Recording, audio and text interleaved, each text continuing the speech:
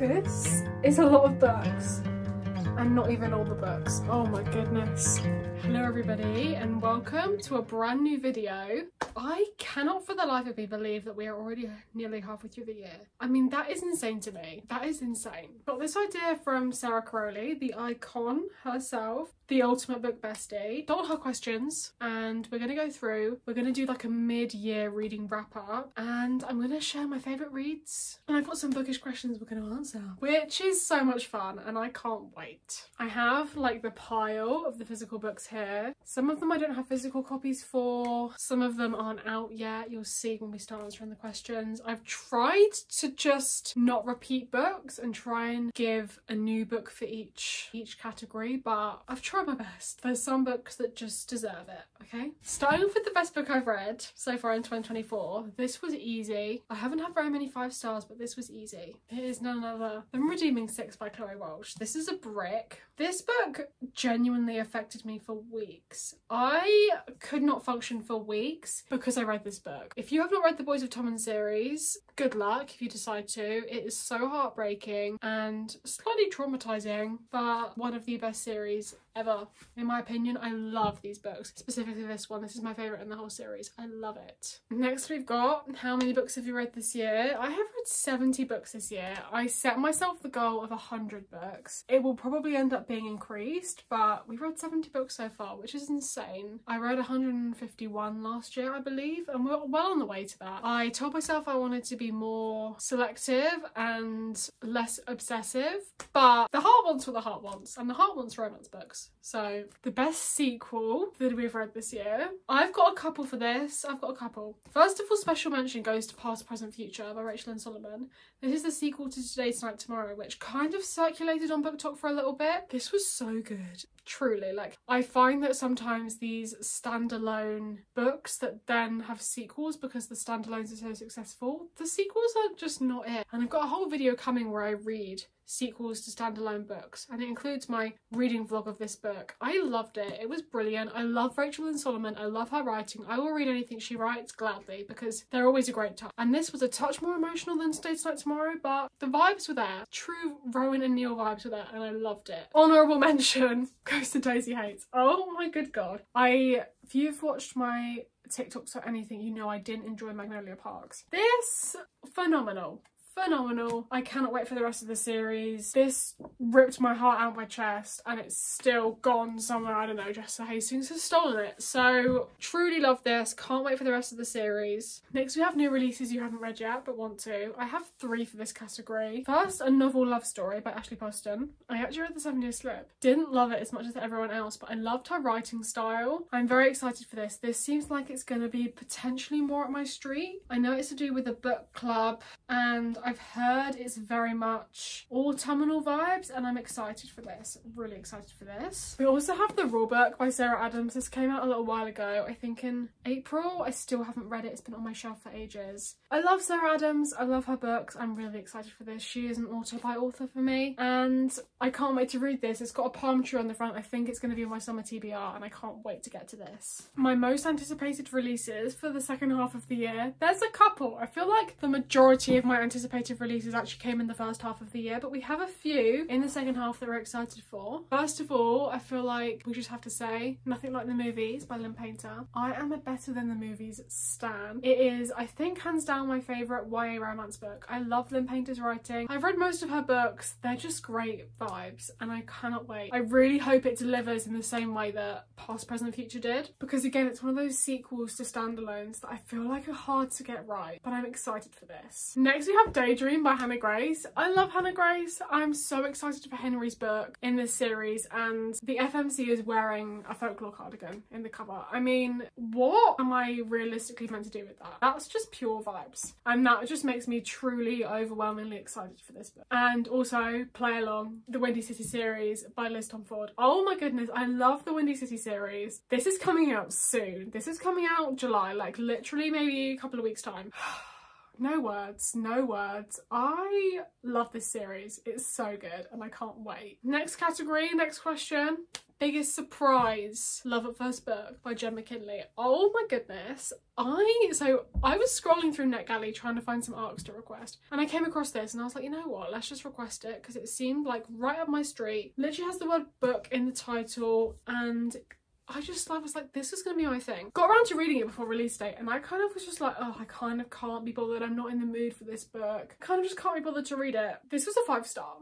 This was a literal 5-star. I was reading it and I thought, oh my goodness, like this just shows you can find a 5-star anywhere, especially when you're least expecting it. This was the most wholesome vibes. Like, I was crying, I was smiling, I was laughing. Every emotion was felt whilst reading this book. It's 100% like a more fall autumn read, and I'd highly recommend picking it up in that sort of season. But there was just so much to this book, so much depth, so much character development, so much plot, and it was just full of everything good. And this really tugged on my heartstrings, and I was genuinely thinking about it, and I still think about this book to this day. Loved it. We also have The Fake Out by Stephanie Archer. This was one of those romance books that wasn't like other romance books. I don't know what it was. The writing, like, I was blushing. Like, I don't think I've ever blushed or just had my hands over my mouth as much as I have when I read The Fake Out. Like, it was a romance book like no other romance book. I loved it. I couldn't really care for the interconnected standalone that's first in the series. Like, it was alright. The Fake Out, on the floor, no words, so good. Next we have my new favourite author. I feel like we can all guess. Or maybe we can't all guess. I've got a few books just to showcase my love. Miss Frida McFadden. I would not call myself a thriller girl until I picked these books up. I will read everything this woman writes. Her thrillers are top tier. I don't know what she puts in them. They're always short, fast-paced, insane, unpredictable plot twists that are just crazy, and they really keep you on your toes. The Housemaid series is my favourite, but I've read quite a few of her books and they're all just vibes. They're the sort of books you read in one sitting and it's just pure escapism, and that is what a thriller should be. Love, love, love. Newest fictional crush. Look, I said I wasn't going to re-mention books. Rory Miller from The Fake Out is my #1. Like I said, I'd never known a fictional man like it. Truly, my jaw was on the floor. Like, it was so... I felt like I was in that book. I was like, oh my god, someone get me a cold flannel, I'm gonna pass out. So, special mention goes to Rory Miller. We also have to mention Ryan Shea from The Right Move. The Standard. Literally The Standard. Knowing that Ryan Shea will never be my husband actually is my daily struggle. My true daily struggle is that fact. Ryan Shea from The Right Move. Love. And also Theo Silva from Reckless. I love the Chestnut Spring series. If I had read Powerless in 2024, it would be on this list. Any of the Chestnut Spring men, truly, like, just take me. Just take me. But a special mention to Theo. Love. I don't think I need to say anything else. Truly. Books that made me cry. Look, I would be stupid to not say Redeeming 6 and Taming 7. These books are just full of so much content that parts are actually borderline disturbing and traumatizing. 100% these two books. Next we have books that made you happy. This was a recent read, but truly I loved this. We have Hiding Him by Adam Hatton. I think I read this... Did I read this in a reading vlog? I can't remember. I think I read this in a reading vlog. This is a beautiful queer YA novel and I really, really, really enjoyed it. It was just the perfect balance of everything that a YA romance needs. Like, this just felt like a cup of tea on a cold winter's day. My heart was truly warmed by this book. I feel like that's all I can ask for. Also, a special mention goes to The Dixon Rule by Elle Kennedy. This book, like, I truly, like, I love all of Elle Kennedy's books. Like, this book in particular, I felt like we really, really got in deep with the characters. And we really, like, I felt like we were in their brains, really seeing their thoughts and feelings. And it just felt so much more personal. And I just loved that. And that made me feel nice and warm inside. Next we have the most beautiful books that I've bought this year. If we're going just purely off cover, like not sprayed edges or anything in particular, if we're just going off the cover, it has to be this. It has to be the Bromance Book Club. This cover is stunning. I just love this cover. I love the colour scheme. I love the artwork. I love all of it. Stunning. I love it. If we're having to go off like sprayed edges, special editions, it has to be my copy of Divine Rivals with the sprayed edges. This edition is just stunning. It's literally stunning. Obsessed. And then looking at books that I need to read by the end of the year. Look, basically I'd love to read my whole physical TBR. Don't know exactly how feasible that is. I really want to finish the Magnolia Park series. I loved Daisy Hates and I just want to continue that series and definitely finish it this year. I can 100% do that. I'd love to start the Shadow and Bone trilogy and the Six of Crows duology because they have been on my shelf for ages and they take up a lot of room on the TBR cart, so I'd love to get those read. And just the same, I'd love to finish some series, just, you know, make some progress on my physical TBR basically, because right now I think I have room for one singular book, which is a problem. I'm gonna just say it, it's a problem. How many 5 stars this year? It's 4. I've read 70 books and I've only had 4 5 stars, which has been rough, has been really rough. I think sometimes that I'm too critical. I probably am, and I have no idea what right I possess to be as critical as I am. I've had a lot of 4.75s, just not 5 stars.